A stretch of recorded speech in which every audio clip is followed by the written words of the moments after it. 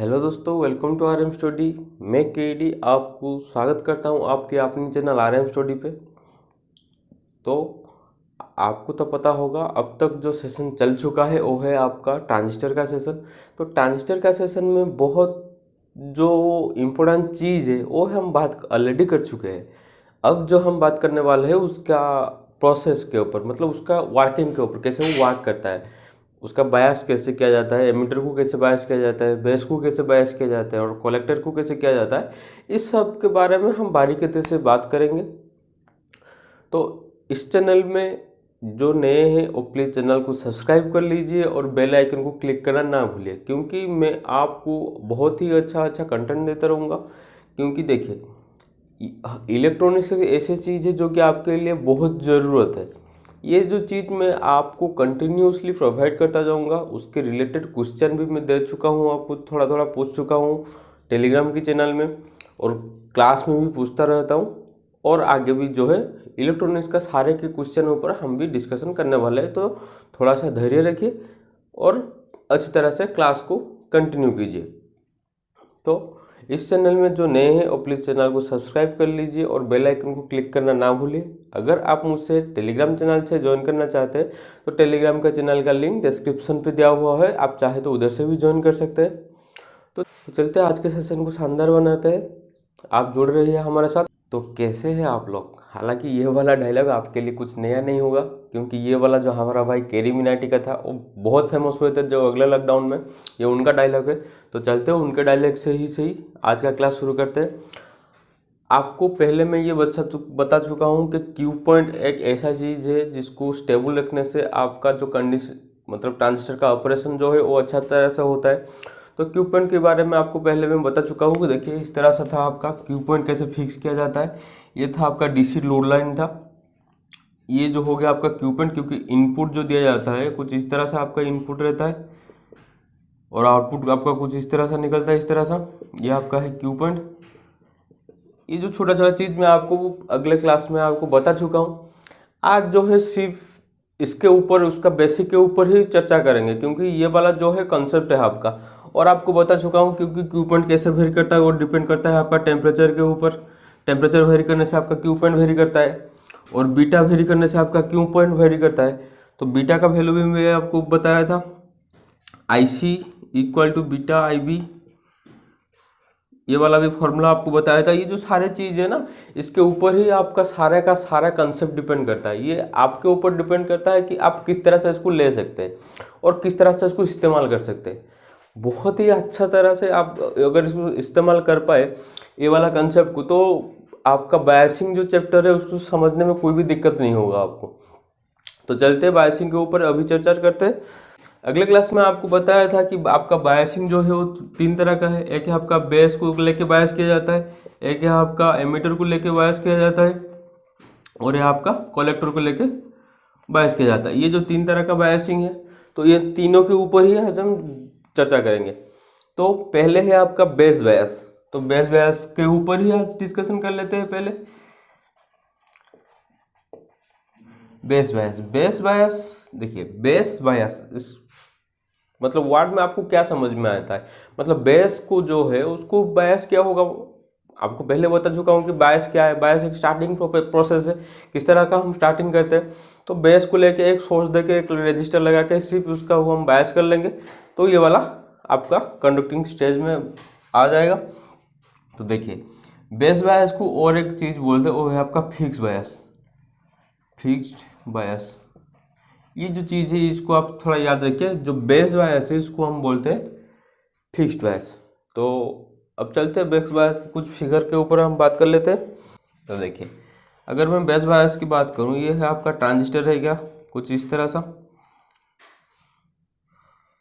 तो ये है आपका कलेक्टर आरसी जो रहता है, ये आपका हो गया एमीटर का। ये जो बेस का टर्मिनल है, इधर बेस के टर्मिनल से बेस में एक आप रेजिस्टर लगवा देंगे और उसको एक सप्लाई दे देंगे हम VCC, प्लस VCC एक सप्लाई दे देंगे। बेस का इनपुट में हम एक कैपेसिटर लगवा देंगे, क्योंकि इनपुट का जो सिग्नल उधर से आपका आता रहता है। ये हो गया आपका। अब आपका जो फिगर है कंप्लीट हो गया। ये वाला आपका फिगर है, ये है रह गया आपका आरसी, ये रह गया आपका आरसी, ये हो गया आपका आरबी, क्योंकि बेस को बायस करने के लिए जो रजिस्टर आपका यूज होता है वो है आपका आरबी इधर। ये रह गया आपका कैपेसिटर 1, ये रह गया आपका कैपेसिटर 2। ये तो आपको ट्रांजिस्टर पता है। इधर आपका आउटपुट इधर मैंने ओकर करेंगे आउटपुट, इधर आपका रह गया इनपुट। तो इसको हम बेस बायस क्यों बोलते हैं? क्योंकि देखिए इधर आपका एक VCC मतलब एक वोल्टेज सोर्स और मतलब बायसिंग रजिस्टर जिसको बेस में आपको कनेक्ट किया गया है, इसलिए इसको हम बेस बायस बोलते हैं। ये जो ऑपरेशन है ना बेस बायस, ये बहुत रेयरली आपका यूज होता है, कोई से चलता है, क्योंकि ये सिर्फ आपका स्विचिंग ऑपरेशन में ही आपका यूज हो सकता है। ये जो चीज़ आपका डिजिटल इलेक्ट्रॉनिक्स में स्विचिंग ऑपरेशन में भी यूज होता है, क्योंकि एम्पलीफिकेशन का पर्पज में तो ये होने वाला ही नहीं है, क्योंकि उसका बीटा जो है, पहली बात बीटा तो उसका स्टेबल नहीं है और वो वेरी कर जाता है टेम्परेचर को लेके। तो ये उसका मेन कंसिडरेशन है जिसके लिए वजह से वो वेरी हो जाता है।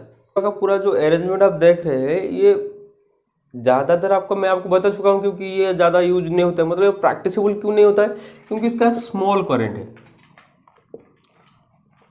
स्मॉल करंट है। स्मॉल करंट की वजह से आपका जो क्यू पॉइंट को है जो स्टेबल रखना बहुत ही मतलब डिफिकल्ट की बात है। क्यू पॉइंट आपको बताया था जो डीसी लोड लाइन के ऊपर रहता है जो पॉइंट है वो है आपका क्यू पॉइंट, इसके ऊपर ही आपका सारा का सारा जो प्रोसेस है वो डिपेंड करता है।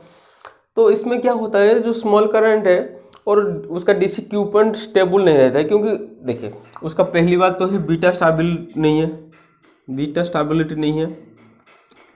दूसरी बात यह है उसका टेम्परेचर वेरिएशन में, टेम्परेचर सेंसिटिव और टेम्परेचर वेरिएशन में ये जो है उसका प्रोसेस को इफेक्ट करवा देता है। जो टेम्परेचर वेरिएशन होता है ना, तो टेम्परेचर वेरिएशन में क्या होता है, उसका वोल्टेज और करंट जो है वो स्टेबल नहीं रहता है।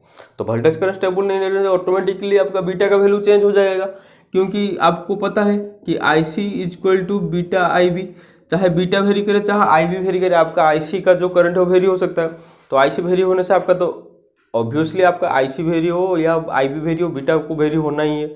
तो बीटा वेरी होगा तो ये प्रैक्टिसेबल नहीं है। ज़्यादातर एम्पलीफिकेशन के प्रपोज में तो ना के बराबर है, बहुत ही इम्पॉसिबल है उसका बीटा का जो आपका जो क्यू पॉइंट है ना, ऐसा डीसी का लोड लाइन में जो ये जो क्यू पॉइंट है इसको स्टेबल करना बहुत ही डिफिकल्ट की बात है, इम्पॉसिबल है आप बोल सकते हैं उसको। आपका इधर क्यू पॉइंट को स्टेबल नहीं रखा जा सकता है। तो इसलिए आपका जो ये जो चीज़ यूज का होता है, ये यूज होता है आपका डिजिटल इलेक्ट्रॉनिक्स में।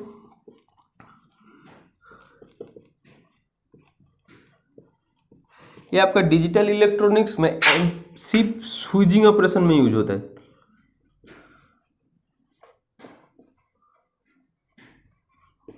ठीक है, ये आपका सिर्फ डिजिटल इलेक्ट्रॉनिक्स में स्विचिंग ऑपरेशन में यूज होता है। एम्पलीफिकेशन में तो यूज नहीं होने वाला है, क्योंकि बीटा स्टेबल नहीं है। तो इसलिए ये बहुत रेयर यूज होता है, जो है आपका बेस बायस और फिक्स बायस। अब हम बात करने वाले हैं एमिटर बायस। इसको समझना बहुत जरूरी है, क्योंकि ये बहुत ही आपके लिए इम्पोर्टेंट है। हम बात करने वाले हैं आपका एमिटर बायस के ऊपर। तो पहले इसको डिस्कशन करने से पहले मैं आपको एक चीज़ बता रहा हूँ। एमिटर बायस को हम एक और नाम पे भी जानते हैं, वो है आपका सेल्फ बायस। सेल्फ बायस और एक नाम पे भी उसको जाना जाता है, वो है आपका एमिटर फीडबैक बायस।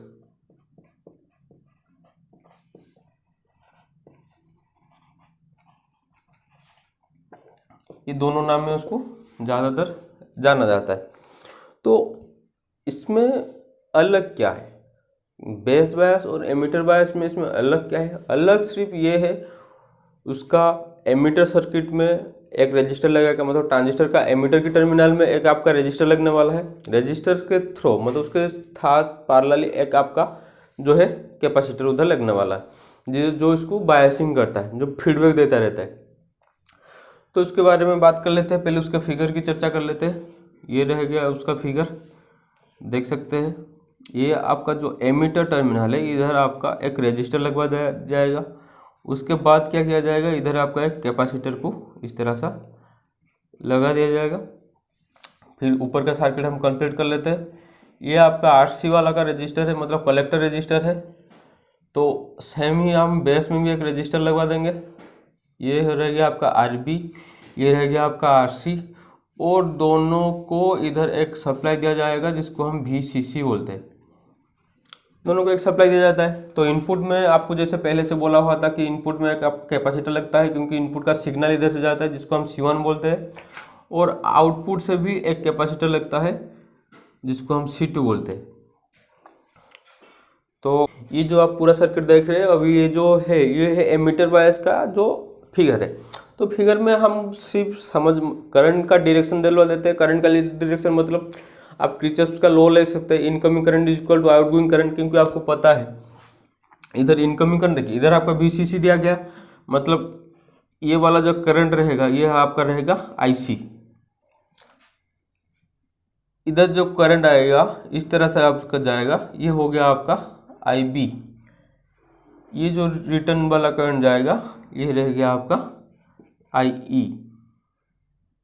ठीक है, तो आपको पता होगा IE का अगर मैं वैल्यू पूछूं तो किस तरह का IE का फाउंड को, तो IE is equal to IC plus IB।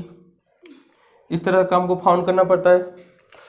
कुछ भी डिफरेंस नहीं है, ये सिर्फ एक कॉमन चीज़ है जो आपको सिर्फ पता होना चाहिए, जिसके बारे में हम बात करते हैं। देखिए ये इधर क्या होता है, एक सबसे अच्छा चीज़ जो है वो टेम्परेचर को इधर कंपनसेट कर लेता है। जैसे कि आपको मैं बताया था बेस, मतलब कॉमन बेस में क्या होता था कि उसका बीटा का स्टेबल नहीं रहता है, और वोल्टेज करंट भी उसका सही तरह से नहीं रहता है, क्योंकि उसका टेम्परेचर जो है वेरिएशन होता है। पर ये जो चीज़ है ये क्या करता है, आपका टेम्परेचर को कंपनसेट कर लेता है। देखिए किस तरह से, देखिए अगर मैं IC का इंक्रीज करूँ, अगर मैं IC का वैल्यू को इंक्रीज करता हूँ तो ऑब्वियसली आपका IE इंक्रीज होगा, ये तो आपको पता है।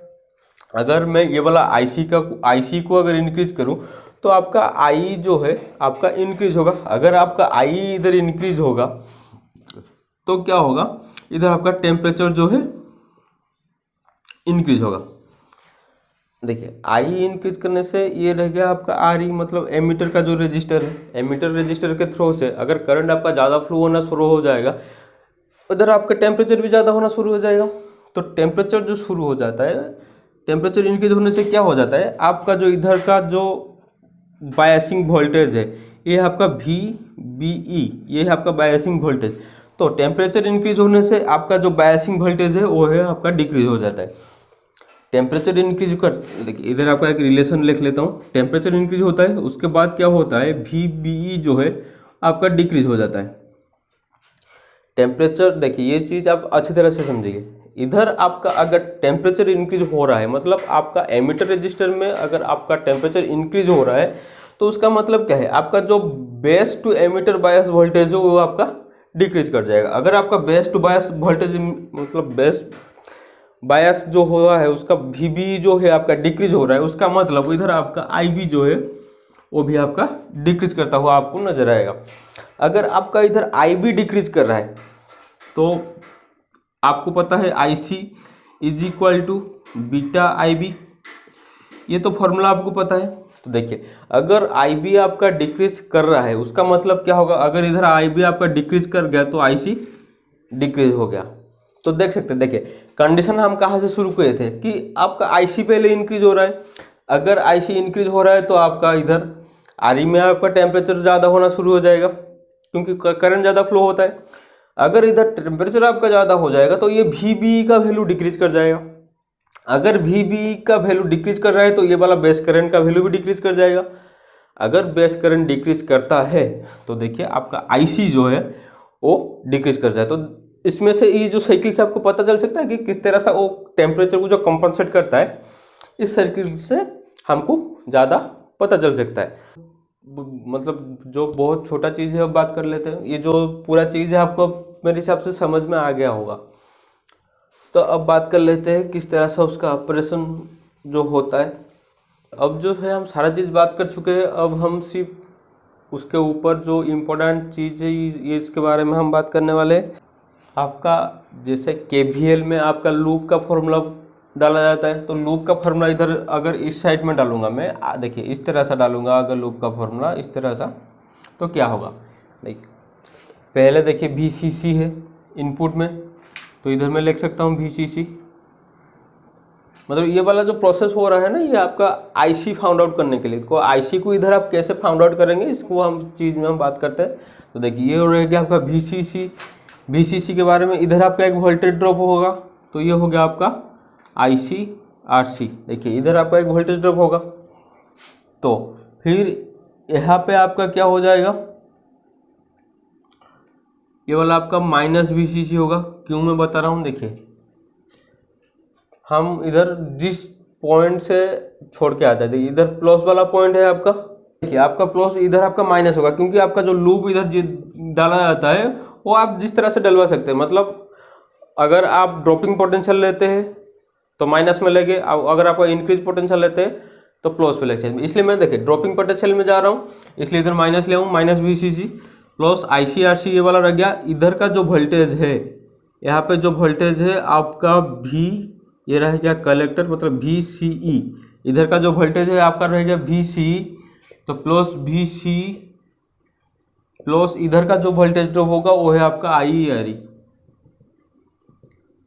Is equal to 0। ये जो मैं इधर आपका लूप डाल लिया हूँ, तो लूप डालने के लिए देखिए IC फाउंड आउट करने पड़ेगा मेरे को। तो इधर आपका IC है, तो वोल्टेज सोर्स एक तरफ कर लेता हूँ और IC मतलब करंट जो इंक्लूडेड उसको एक तरफ कर लेता हूँ।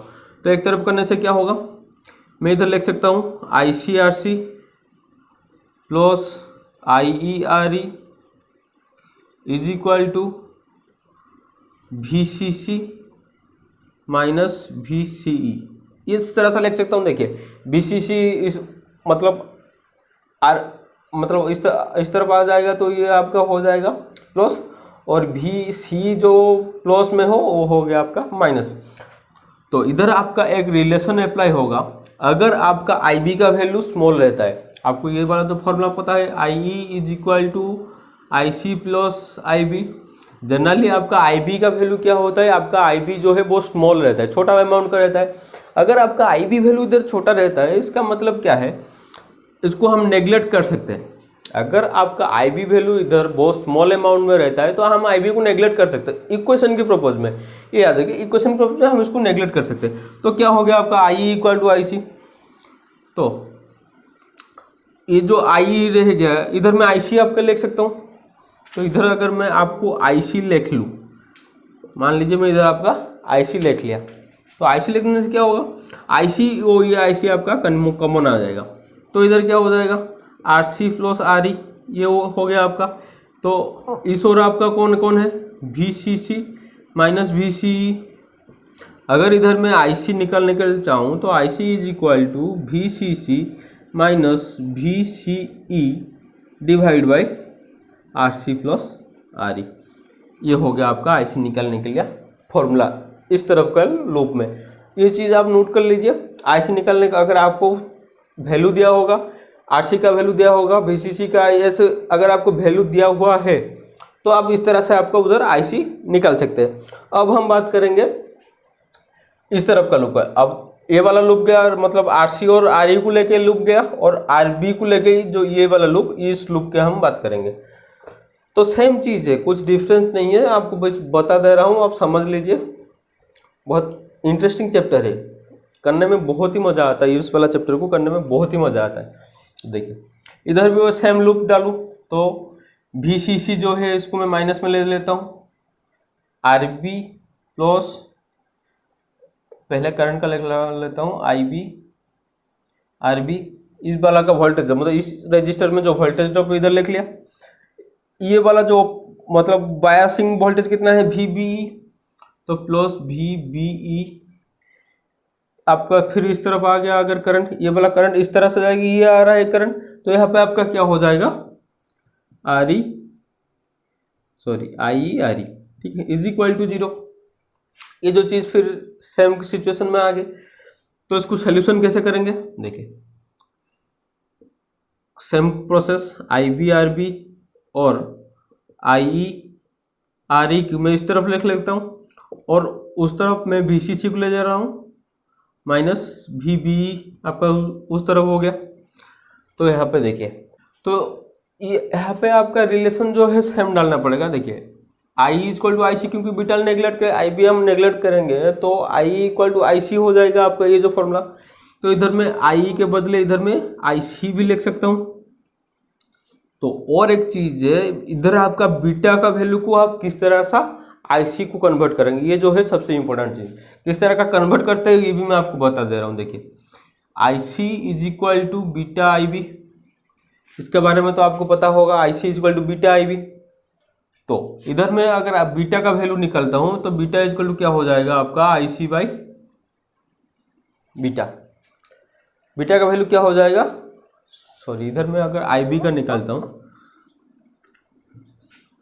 तो आई बी क्या हो जाएगा, आई सी बाई बीटा, ये वाला आई बी होगा आई सी बाई बीटा। तो इधर मैं लिख सकता हूँ I C by beta R B plus I C R E is equal to V C C minus V B, ये इधर आप लिख सकता हूँ। तो देखिए ये वाला आई सी, ये वाला आई सी अगर मैं कॉमन ले आता हूँ तो क्या होगा, इधर R B by beta plus R E, I C इधर कॉमन ले आया, और V C C plus sorry minus V B E. तो आई सी निकालने के लिए क्या करूँ, I C is equal to V C C minus V B E divide by R B by beta plus R E, ये एक आपका आई सी का फॉर्मूला निकला है। तो इस तरह से जो है आप निकाल सकते हो उसका फॉर्मूला, कुछ भी ज़्यादा मतलब उतना ही जो डिफिकल्ट की बात नहीं है, तो सब रिलेशन डालने से आपका जो है इक्वेशन जो है इधर आपका सॉल्व हो जाएगा आराम से। और एक आपका जो है सबसे इधर आपका एक सबसे इम्पोर्टेंट चीज़ है जो मैं आपको बता रहा हूँ, ये जो वी सी देख रहे हैं ना, वी सी, इसका वैल्यू अगर 0.2 से लेकर 0.3 होता है, अगर ये वाला वी सी का वैल्यू 0.2 से लेकर 0.3 होता है, उसका मतलब हम मान लेते हैं कि सैचुरेटेड कंडीशन है। वी सी का वैल्यू अगर 0.2 से लेकर 0.3 है उसका वैल्यू, तो ये वाला सैचुरेटेड कंडीशन में रहता है। एक इम्पोर्टेंट चीज़ जो लीनियर ऑपरेशन केस में, लीनियर ऑपरेशन केस में इधर लिख लेता हूँ, लीनियर ऑपरेशन। देखिए आपको घबराने का कोई भी ज़रूरत नहीं है, क्योंकि आप इधर इंपॉर्टेंट सी मार्क करके लिख लीजिए। इसका रिलेटेड जो पीडीएफ है आपको मिल जाएगा डिस्क्रिप्शन पे, लिंक पे, आप चाहे उधर से डाउनलोड करके अच्छी तरह से पता चल चुका है। तो इधर मैं लिख सकता हूँ लीनियर ऑपरेशन। लीनियर ऑपरेशन में क्या होता है, आपका आर बी का वैल्यू बीटा आर सी का, आर बी का वैल्यू आपका ग्रेटर देन रहता है बीटा आर सी का, मतलब आपका एमिटर बायस का लीनियर ऑपरेशन में बेस रजिस्टर का वैल्यू बीटा आर सी से ग्रेटर देन रहता है। ये जो चीज़ है आपके इम्पोर्टेंट है। अब हम बात करते हैं कलेक्टर बायस, जिसको वोल्टेज डिवाइडर बायस बोलते हैं। ये जो चीज़ ज़्यादातर आपका यूज होता है, क्योंकि ये वाला का यूनिवर्सल पर्पज में ये यूज हो सकता है। अब जो हम बात करने वाले हैं कलेक्टर के बायस के ऊपर, कलेक्टर बायस के ऊपर मतलब बायस को हम वोल्टेज डिवाइडर बायस बोलते हैं। हाँ, और एक चीज़ बोलते हैं उसको यूनिवर्सल बायस या यूनिवर्सल बायस, और एक चीज़ को हम यूनिवर्सल बायस भी बोलते हैं। तो उसका फिगर आपको बता दे रहा हूँ। फिगर में कुछ भी ज़्यादा इतना भी डिफरेंस नहीं है, सिर्फ 2 रजिस्टर उसका लगेगा। ये जो आर ई है आपका आर ई लग जाएगा इस तरह सा, आर सी भी उस तरह से लगेगा। इधर जो आर बी के एकरस में यहाँ पे 2 रजिस्टर आपका यूज होगा इस तरह सा, जो वोल्टेज डिवाइड करने का पर्पज में यूज होता है। ये इधर आपका इनपुट में कैपेसिटर लगा दिया जाएगा, आउटपुट में भी एक कैपेसिटर लगवा दिया जाएगा। दोनों को इधर आपका सप्लाई दिया जाएगा वी सी सी, जिसको बोलते हैं वी सी सी। ये हो गया आपका R1, ये हो गया आपका R2, ये हो गया आपका RC, ये हो गया आपका RE।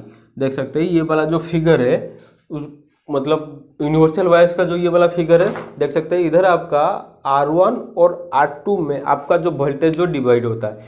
मतलब अगर मैं थेवेनिन वोल्टेज की बात करूं, वोल्टेज डिवाइड कैसे होता है उसका फॉर्मूला क्या है। अगर मैं R2 के अक्रॉस में वोल्टेज जानना चाहता हूं तो R2 divide by sum of resistance, मतलब R1 प्लस R2।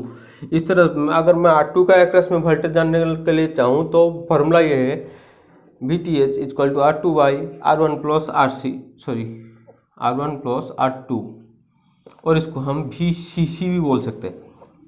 ये जो चीज़ आप देख सकते हैं हो गया। तो इसमें इम्पोर्टेंट क्या है, पहली बात जो इसमें इम्पोर्टेंट क्या है, सबसे जो ज़्यादा इम्पोर्टेंट है उसका बीटा इधर वेरिएशन नहीं होता है। अगर इधर बीटा वेरिएशन नहीं होता है उसका मतलब आपका क्यू पॉइंट जो है स्टेबल रहता है। ये आपको समझने के लिए बहुत ही इम्पोर्टेंट है, क्योंकि पहली चीज़ इसमें जो है आपका बीटा वेरिएशन नहीं होता है, क्योंकि बीटा का ऊपर ये कुछ इफेक्ट ही नहीं डालता है। बीटा का ऊपर ये कुछ भी आपका इफेक्ट नहीं डालता है, इसलिए क्या होता है, जब बीटा स्टेबल रह जाता है आपका क्यू पॉइंट भी उधर आपका स्टेबल है। तो ये जो चीज़ है आपका लीनियर एम्प्लीफिकेशन में ज़्यादा यूज होता है। ये जो चीज़ लीनियर एम्प्लीफिकेशन में आपका ज़्यादातर ये जो यूज होता है, को यूनिवर्सल बायस क्यों बोलते हैं, क्योंकि ये सारे जगह में यूज होता है। यूनिवर्सल मतलब जहाँ भी चाहे मतलब सारी दुनिया में वो बहुत ही यूज होता है ये जो चीज़। ठीक है, इसमें ज़्यादा कुछ इतना भी जानने का चाहिए, सिर्फ लिख लेता हूँ बीटा इज स्टेबल। बीटा इसका स्टेबल है, उसका मतलब आपका इधर क्यू पॉइंट भी उसका स्टेबल है। बीटा स्टेबल मतलब, और ब्रैकेट में लिखता हूँ नॉट डिपेंड ऑन द मतलब वोल्टेज डिवीजन रूल में और कुछ भी इफेक्ट नहीं डाल सकता है। ठीक है, तो ये जो पूरा चीज़ हो गया आपका कलेक्टर बेस बायस और वोल्टेज बायस, डिवाइडर बायस और यूनिवर्सल बायस, ये जो सारे चीज़ के ऊपर आप अभी जो हम बात कर चुके हैं। तो ट्रांजिस्टर के सेशन अब सिर्फ ख़त्म होने के करार में है। अब उसके बारे में मतलब अगला जो क्लास रहेगा आपका मिसलेनियस के ऊपर, मतलब जो जो इम्पोर्टेंट चीज़ है, सारे चीज़ जो है जो आपके इम्पोर्टेंट नहीं, बहुत सारी चीज़ है अब ट्रांजिस्टर में। उसका कैरेक्टरिस्टिक है, आप चाह सकते हैं तो उसका मतलब stage, first stage amplifier, second stage, इस तरह से भी एम्पलीफिकेशन के लिए बहुत सारे जो चीज़ है जो ट्रांजिस्टर में है, पर आपके लिए ITI वालों के लिए इतना ज़्यादा ज़रूरत नहीं है। इसलिए यहाँ तक रहता है आपका मतलब बायसिंग हो गया। और जो जो इम्पोर्टेंट है मतलब class A, class B, class C, जो आपका दिल्ली मेट्रो में शायद डाल चुका है, 2 बार डाल चुका है, पूछा गया था शायद क्लास C का पूछा गया था, उसमें दिल्ली मेट्रो में क्लास C का पूछा गया था कि क्लास C का एफिशिएंसी कितना है, शायद 50 से 75 कुछ इस तरह से, 70 हाँ कुछ इस तरह से उसका आंसर था। ये जो है दिल्ली मेट्रो पूछ चुका है, इसलिए उसका बारे में सारे चीज़ बता दूंगा। उसका कलेक्टर करंट किस तरह से इफेक्ट होता है, उसका एफिशिएंसी कितना है, सारे का मतलब class A, class B, class AB, class C, सारे का मैं आपको बता दूंगा।